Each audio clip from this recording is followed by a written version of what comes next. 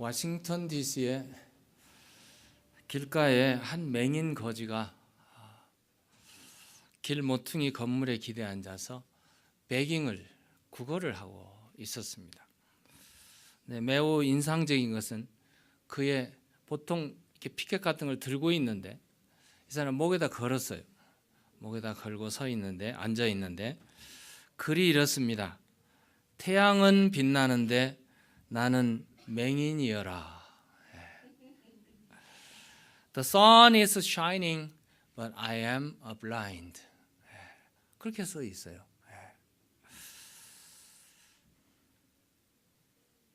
태양은 빛나고 아름다운 세상은 태양빛에 비춰지건만 나는 소경이어서 볼 수가 없노라. 사람들의 마음을 자극시키는 구절이죠. 그래서 의도적으로 사람들의 동정심을 이끌고 그 동정심으로 인해서 장님 거지는 번 돈을 하루하루 살아가고 있었던 겁니다. 그런데 놀라운 것은 장님인데도 불구하고 태양이 뜨고 세상이 비춰지고 있다는 것을 그는 알고 있었다는 겁니다.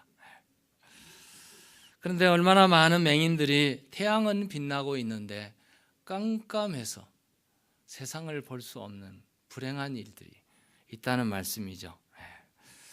눈을 보지 못하는 맹인은 매우 불쌍합니다. 그런데 더 불쌍한 사람은 눈은 떠 있는데 바로 보지 못하는 참 마음의 눈, 영의 눈이 멀어버린 사람이 더 불행한 사람이라는 것입니다. 영적인 맹인, 영의 세계, 하나님의 세계를 보지 못하고 보이는 세상만 바라보며 살아가는 사람, 불행한 사람이라는 것입니다. 사람에게는 세 가지 눈이 있다고 그래요. 세 가지 눈. 첫 번째가 육의 눈이 있고, 두 번째가 지식의 눈이 있고, 세 번째가 영의 눈이 있습니다. 오늘 본문 18절에 보면은 바울은 너희 마음의 눈을 밝히라 이렇게 말하고 있습니다. 너희 마음의 눈을 밝히라. The eyes of your heart may be enlightened. Open your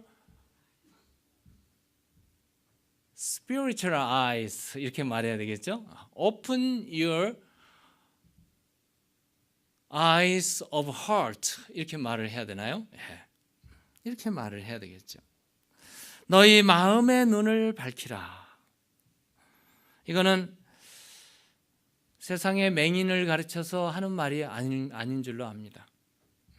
눈이 있으나 영안이 열리지 않아서 하나님의 나라를 보지 못하고 하나님의 나라의 기업을 차지하지 못하는 영적인 소경들을 가르쳐서 말해주고 있습니다. 우리 18절 한번 볼까요? 여기 나와 있네요.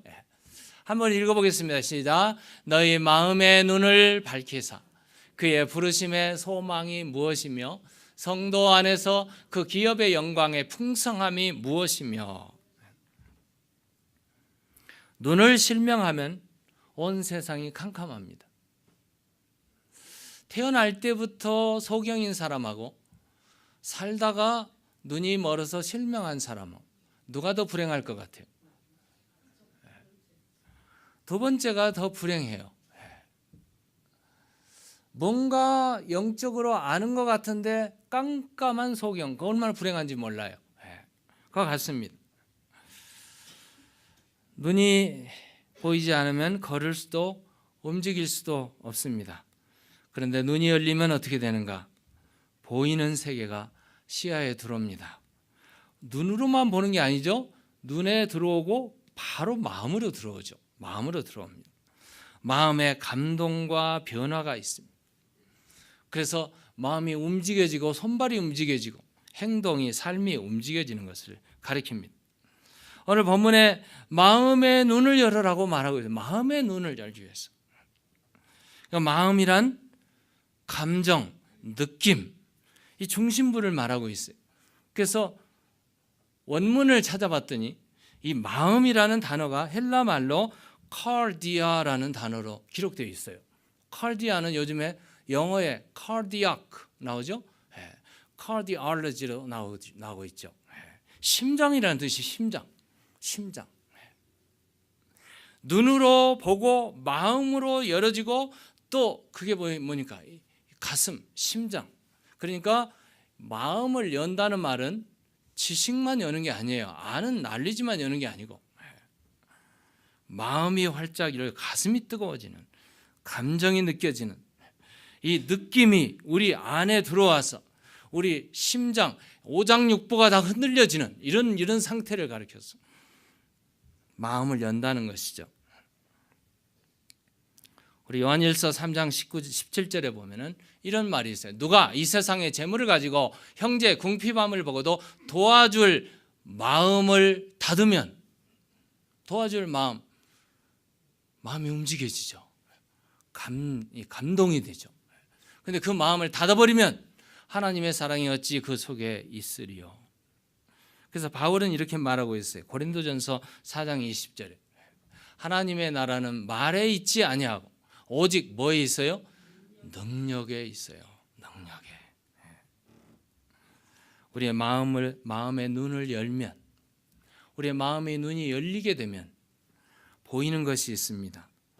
교회가 무엇인가 보여요. 교회는 하나님의 집입니다. 하나님의 집.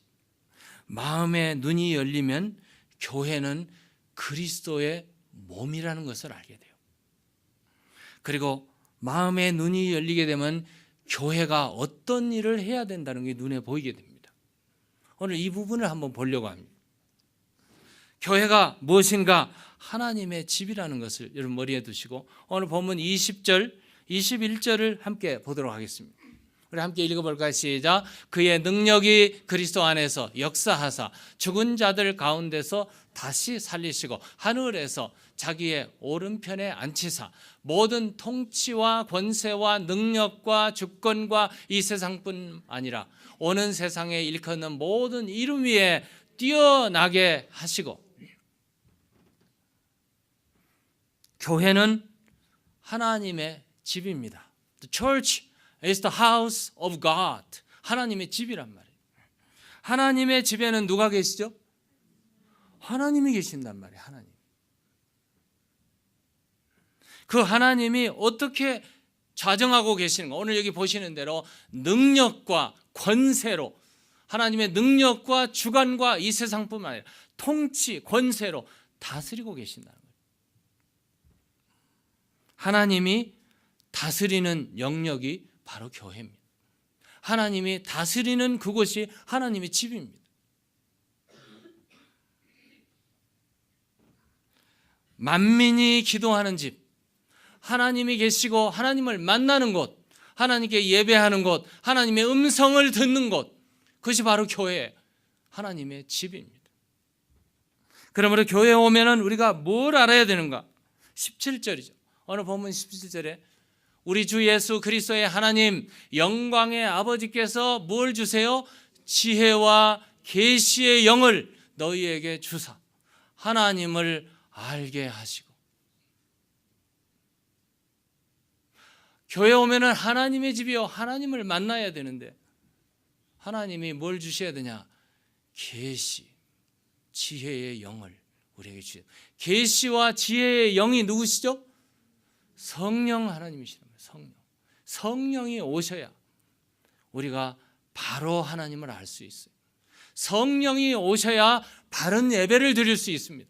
성령이 오셔야 하나님의 음성을 듣게 된단 말이에요.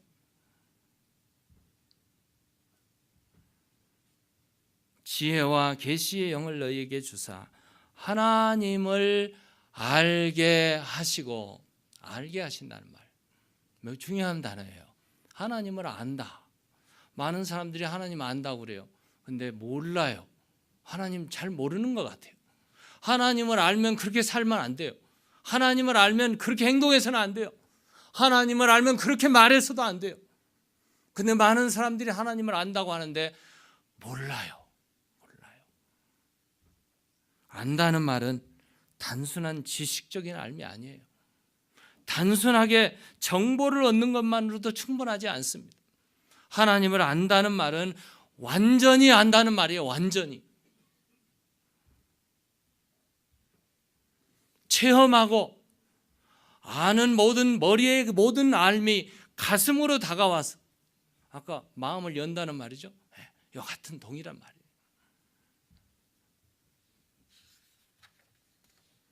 저는 결혼하기 전에 제 아내를 잘 알았습니다.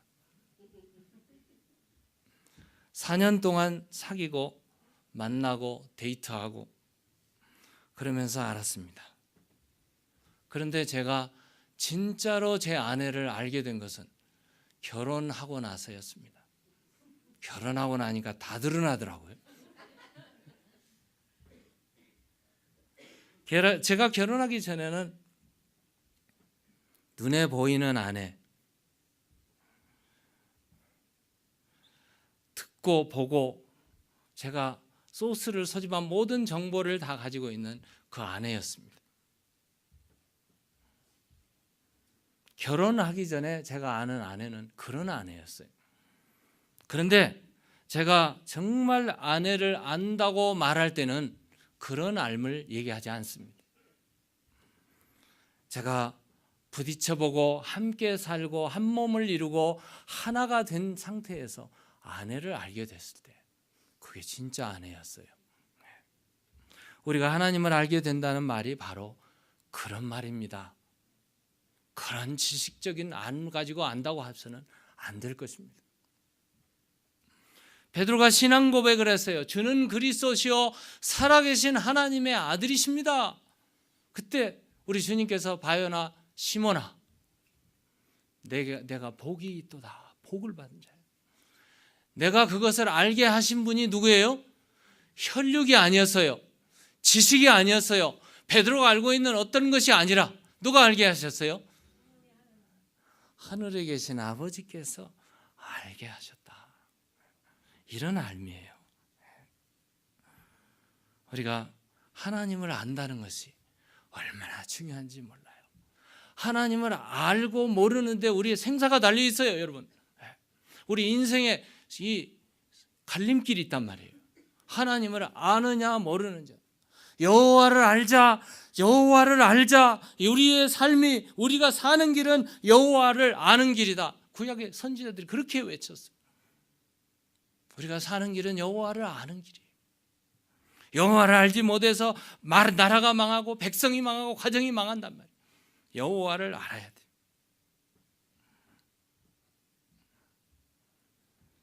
교회에서 하나님의 집에서 하나님을 만나지 못하고 하나님을 알지 못하는 안타까움, 이 영적인 소경이죠.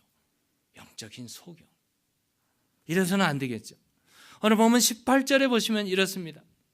18절에 너희 마음의 눈을 밝히사 그의 부르심의 소망이 무엇이며 성도 안에서 그 기업의 영광의 풍성함이 무엇이며.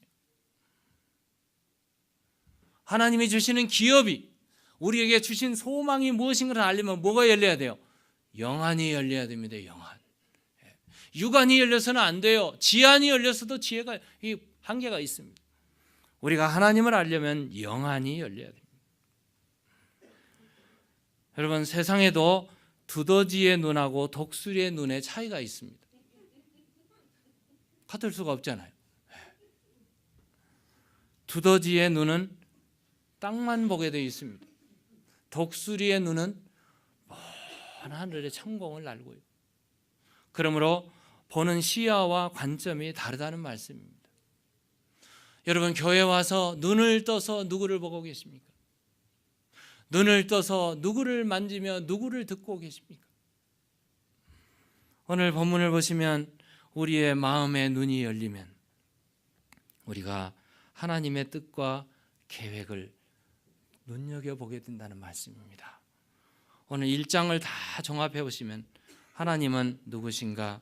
창세전에 그리스도 안에서 우리를 택하셨다고 4절에 말합니다. 그의 기쁘신 뜻대로 우리를 예정하셨다고 predestined 하셨다고 5절에 말하십니다. 우리를 구원하셨다고 구속하셨다고 7절에 말하고 우리의 죄와 허물이 그리스도 안에서 다 용서받았다고 7절에 말하고 있고, 우리를 하나님의 자녀로 삼으셨다고 5절에 말하고, 13절에 보면 성령으로 우리를 확실하게 인을 치셨다고 말하고 있고, 우리에게 하늘나라 유업을 기업으로 있게 하셨다고 11절 14절에 말하고 있습니다. 다시 말하면 이 모든 것을 종합한다면 하나님은 결론적으로 하나님은 우리를 구원하시기 위하여, 우리에게 하늘의 기업을 주시기 위하여, 천국을 눈에 보게 하기 위해서 하나님은 마스터 플랜을 가지고 계시다는 겁니다. 하나님은 무계획으로 찾아오시는 분이 아니라 마스터 플랜을 짜시고 그 플랜대로 하나님의 계획을 펼쳐나가신다는, 이 눈을 떠서 우리가 볼 줄 알아야 됩니다. 신앙인의 단계에서는 세 단계가 있다고 그래요. 신앙의 단계가 세 단계. 첫 번째 단계가 예수 믿고 하나님의 자녀가 되는 양자와 칭의의 단계입니다. 우리가 예수를 구주로 영접하고 나면 바로 따라오는 것이 뭐예요? 하나님을 알게 돼요. 하나님의 자녀가 됩니다. 그리고 하나님을 누구라고 불러요? 아버지라 부르게 됩니다. 하나님, 예수님을 만나게 되면 정말 우리의 마음의 불편함, 죄악들이, 그러므로 회개하게 되죠. 물과 성령으로 거듭나게 돼요. 죄사함을 얻게 됩니다. 그리고 하나님의 자녀가 됩니다. 하나님 우리를 아들이라 딸이라 불러주시고 우리에게 뭘 주세요? 의를 일으켜 주십니다. 칭의를 해주십니다. 이것이 첫 번째 단계예요. 두 번째 단계는 성화의 단계입니다. 내가 예수를 믿고 예수 하나님을 나의 아버지로 부르고 예수를 나의 중심에 모시고 살면 날마다 살아가는 삶, 말도 생각도 눈도 우리의 마음도 누구처럼? 예수님처럼 그렇게 살고 싶습니다. 예수님을 닮고 싶습니다. 함께 하고 싶습니다. 시간을 갖고 기도하고 찬양하고 주님과 함께 동행하고 살고 싶습니다. 날마다 성숙한 성장을 향해서 걸어가는. 세 번째 단계는 미래에 이루어지는 단계입니다. 영화를 이루는 단계라고 할까요? 영혼의 만족함을 느끼는 단계라고 해야 될까요? 날마다 주님과 함께 동행하고 걷다 보면 주님처럼 되어가고 있습니다. 어딘가 내 말투에도, 어딘가 내 모습에도, 어딘가 내게 보여지는 풍기는 거에서도 예수님의 형상이 드러납니다. 오늘 19절에 보시면 이런 말이 있죠. 그의 힘의 위력으로 역사하심을 따라 믿는 우리에게 베푸신 능력의 지극히 크심이 어떠한 것을 너희로 알게 하시기를 구하노라. 그의 힘의 위력, 역사하심. 여기 힘이라는 말은 두나미스, 파워를 얘기하고 있고요. 역사하심이라는 말은 에너게이아라는 단어인데 워킹한다는 말입니다. 주님이 우리에게 오셔서 우리 안에 역사하시고 워킹하시고 함께 하시는 그런 역사를 말하고 있습니다. 엄청난 능력이 우리 안에 있다는 말씀입니다. 하나님의 무한한 능력이 있으신 전능하신 하나님께서 우리 안에 오시고 우리 안에서 일하시고 계시고 역사하시고 계시는 줄 믿으시기 바랍니다. 이 신앙생활이에요. 날마다 힘없이 살아가지 마시고 권세를 주셨어요. 권세. 예수를 믿고 거듭났을 때 죽음을 이기시고 부활하시고 질병을 고치시고 우리의 생각하는 모든 것보다 더 능하신 그분이 내게 능력 주시는 자 안에서 내가 모든 것을 할 수 있느니라. 얼마나 놀라운 능력인지 몰라요. 그러므로 예수를 믿고 주님과 함께 동행하는 삶은 요한복음 7장 38절에 나를 믿는 자는 성경의 이름과 같이 그 배에서 생수의 강이 흘러나리라. 생수의 강이. 만족함이죠.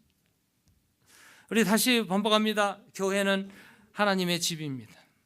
하나님의 집이라고 할 때 하나님이 그곳에 계십니다. 날마다 와서 하나님을 만나고 하나님과 대화하고 하나님께 찬송하고 하나님께 영광을 드립니다.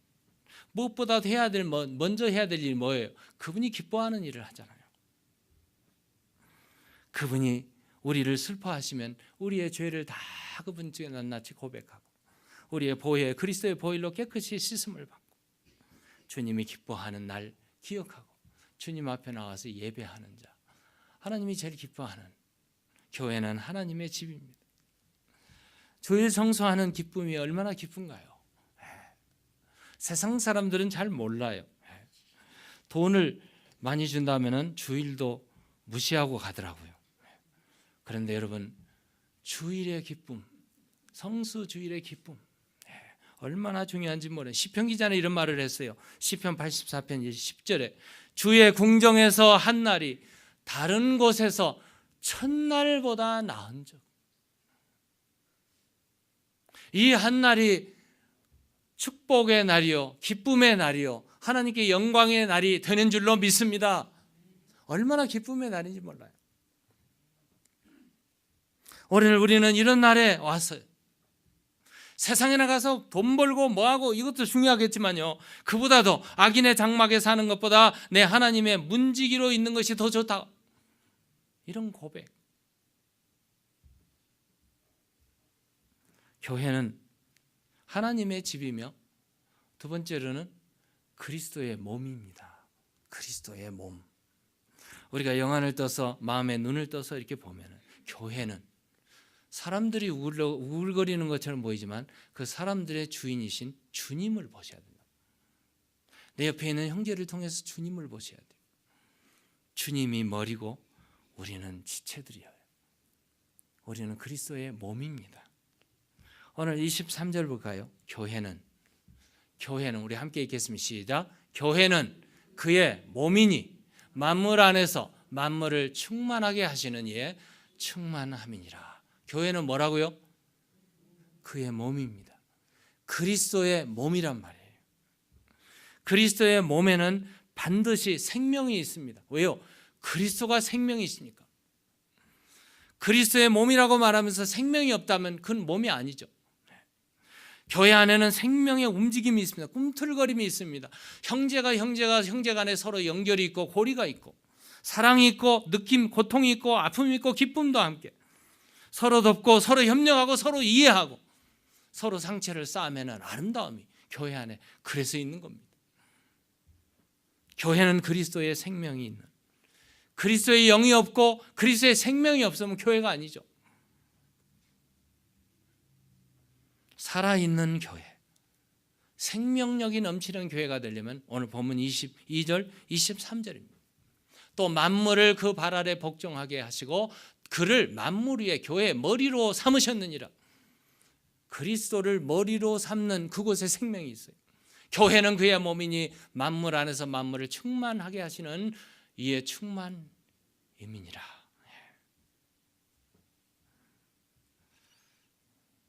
제가 어렸을 때 저희 아버지가 앉는 의자에 앉고 싶었어요. 근데 어머니가 절대 못 가게 해요. 그래서 아무도 없고 아버지 어머니가 시장 가거나 어디 가면 제가 가서 앉았어요.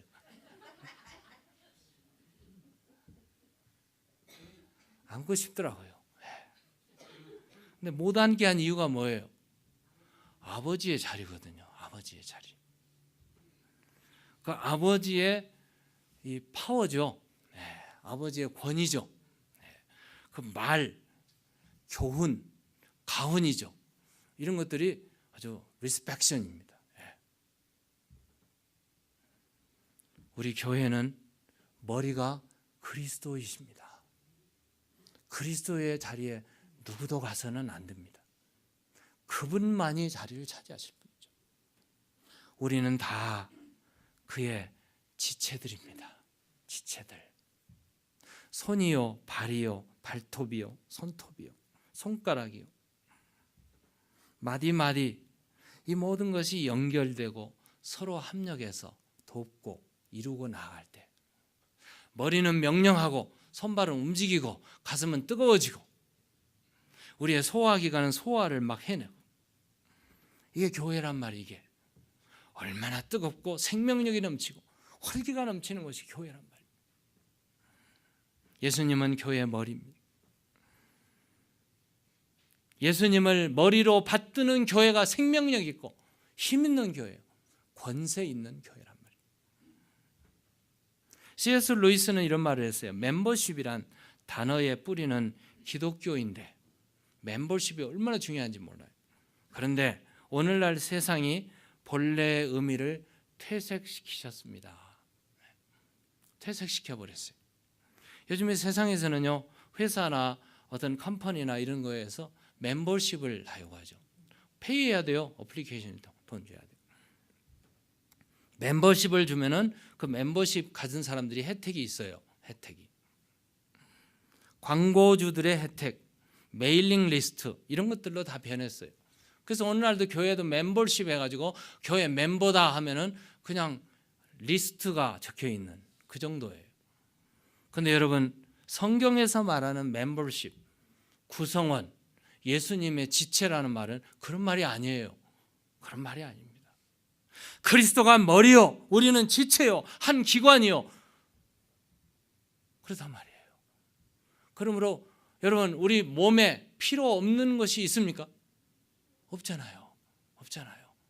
떼내버리고 싶은 것이 있습니까? 없잖아요. 없어요. 다 필요해요. 손이 발더러 너는 지지리도 못생겼네. 그러면서 발 이거 필요 없다 해가지고 떼내버리면 어떻게 될까요? 불구자죠, 불구자. 그리스도는 머리요, 우리는 몸입니다. 어떤 분은 그래요.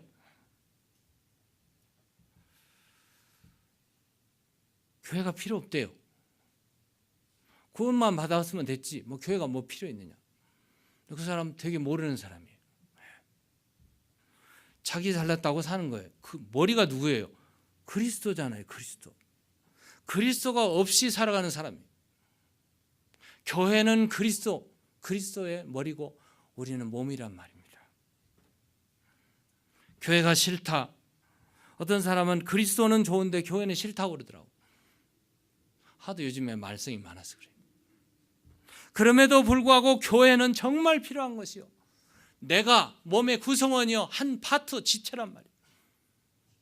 떼려야 뗄 수 없는 것이요. 주님의 지체로 살아가는 그 삶이 바로 살아가는 삶이에요. 교회를 향한 우리의 사명이 있습니다. 하나님께서는 우리를 부르실 때 사명을 주시고 하나님이 기뻐하는 뜻이 있어요. 하나님께서 우리를 기뻐하시는 뜻이 있어요. 교회에 오시면 찾으셔야 돼요. 하나님의 집에서 하나님을 만나고 그리스도를 머리로 삼는 교회에서 우리에게 하나님이 요구하시고 하나님 기대하는 것이 뭘까요? 모이면 예배하고 흩어지면 전도하는 것입니다. 하나님이 제일 기뻐하는 것이죠. 모이면 예배하는 것이. 예배를 통해서 하늘문을 여는 권세가 교회 안에 있어요. 우리가 예배할 때 하늘문이 열리고 하나님을 만나고 하나님의 음성을 듣고 우리의 기도가 하늘에 쌓여 올라가고 이런 권세가 교회 안에 있어요. 천국 문을 여는 권세. 이 권세를 우리 주님께서 주셨어요. 그뿐 아니에요. 전도를 통해서 그리스도의 죽으심과 부활하심을 통해서 증거를 통해서 땅의 문이 열려지고 땅이 흔들리고 죽어가는 사람이 살아나는 이 권세를 교회에 주셨단 말씀입니다. 초대교회 성도들은 모이면 예배했어요. 기적과 능력이 나타났습니다. 그들은 흩어지면 예수 그리스도의 죽음과 부활을 전하는 전도를 하기 시작했어요. 이게 바로 교회의 능력입니다. 교회의 권세입니다. 시편 147편 11절에는 여호와는 자기를 경외하는 자들과 그의 인자하심을 바라는 자들을 기뻐하시는도다. 하나님이 제일 기뻐하는 일이 뭐예요? 하나님을 경외하고 하나님을 인정하는, 예배하는 자들이죠. 그래서 요한복음에 보면 이렇게 말했습니다. 하나님은 영이시니 예배하는 자가 무엇과 무엇으로? 영과 진리로 예배할지니라. 예배하는 자를 찾고 계시는 하나님. 하나님의 집에 와서 하나님께 예배할 때 하나님은 기뻐하시고 하늘 문을 여십니다. 교회는 그리스도와 우리와의 사이에서 머리요, 지체요, 몸이요. 더 나아가서는 남편과 아내처럼 살아가는 거예요. 부부가 사랑이 깊어지면 깊어질수록 행복하게 넘치게 돼요. 활력이 넘치죠. 힘이 넘치죠. 교회가 그와 같습니다. 그리스도는 우리의 몸, 우리의 이 머리요, 우리는 그의 지체입니다. 서로 사랑하고 돌보고 도와야 돼요. 먼저 위로는 주님을 섬기고 우리 지체들끼리 사랑해야 돼요. 어떤 분은 주님은 사랑하는데 지체는 사랑하지 않아요. 문제가 있죠. 주님을 사랑한다면 지체들을 사랑하게 되어 있어요. 서로 아픔도 같이 느끼고 서로 기쁨도 같이 기뻐하고 이렇지. 사랑은 모든 허물을 덮습니다. 지체들이 사랑할 때, 이해할 때, 용서할 때, 그리고 아끼고 서로 돕고 밀어줄 때 거기에 능력 있고 힘이 있고 권세가 있단 말이에요. 화목을 이루는, 평화를 이루는 실력자들이 되시기를 주의 이름으로 축원합니다. 교회, 주님을 잘 섬기는 사람은 교회를 잘 섬기게 되어 있어요. 주님을 사랑하는 자들은 형제를 사랑하게 되어 있습니다. 주님의 그 큰 사랑에 이 빚을 진 사람들은 형제에게 빚을 진 사람들입니다. 마지막 얘기하고 마치려고 합니다. 릭 와렌 목사님, 세들백에 있는 교회죠. 릭 와렌 목사님이 책을 썼는데요. The Purpose Driven Life, Purpose Driven Church라는 그 책을 먼저 썼고요. Purpose Driven Life라는 여기 또 있네요. Purpose Driven Life. 번역을 굳이 한다면 목적이 이끄는 삶 이렇게 말할 수 있어요. 거기에 교우들 간의 관계 회복을 위한 7가지 제안이 있어요. 우리가 어떤 때는 행동, 말 이런 것들 잘못해가지고 화해를 못할 때가 있습니다. 우리 한번 볼까요? 얼마나 중요한지. 첫 번째가 사람에게 이야기하기 전에 하나님께 이야기하라. Talk to God before telling the people. 사람들에게 이야기하기 전에 하나님께 talk to God, 기도하라는 거죠. 그러니까 모든 문제는 기도부터 시작해야 됩니다. 두 번째, 항상 먼저 다가가라. 어떤 사람은 기다리고 있어요. 네가 와서 말하면 내가 풀지. 아니에요. 내가 먼저 다가갑니다. 세 번째, 그들의 감정에 공감하라. 어떤 사람은 동문서답해요. 막 얘기를 하고 있는데 엉뚱한 얘기하고 있어요. 아니에요. 공감해야 됩니다. 이해하셔야 돼요. 나에게도 잘못이 있음을 고백하라. 어떤 사람은 절대 자기 잘못을 고백 안 하는 사람이 있어요. 이렇게 일어난 일은 나에게도 잘못이 있어요. 인정하면 됩니다. 다섯 번째, 사람을 공격하지 말고 문제를 공격하라. 이게 굉장히 핵심이죠. 어떤 사람은 가세요. 문제는 뒤로 나자빠져 버리고 사람을 공격해가지고 원수가 되는 경우가 많습니다. 여러분, 당신과 나의 사이에는 문제가 문제였지 사람이 문제가 아니었잖아요. 사람은 사랑해야 되고 품어야 되고 이해해야 되는. 여섯 번째, 할 수 있는 한 협력하라. 협력하라. 어떤 사람은 틀어졌다고 그냥 내몰라라 내 동네에 쳐요. Cooperate as much as you can.